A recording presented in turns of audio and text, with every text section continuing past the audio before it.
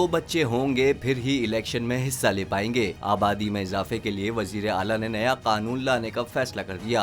भारतीय रियासत आंध्र प्रदेश के वजीर आला चंद्राबाबू नायडू ने रियासत की आबादी में इजाफा करने के मकसद से एक नई पॉलिसी का ऐलान किया है। उन्होंने कहा कि कानून लाया जाएगा कि बल्दियाती इलेक्शन लड़ने के ख्वाहिशमंद के कम से कम 2 बच्चे हों।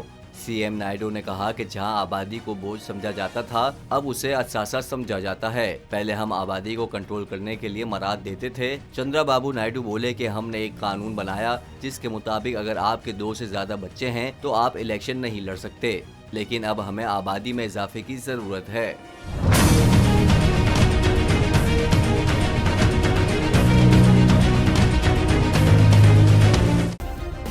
सब्सक्राइब करें और बेल दबाएं ताकि कोई खबर रह न जाए।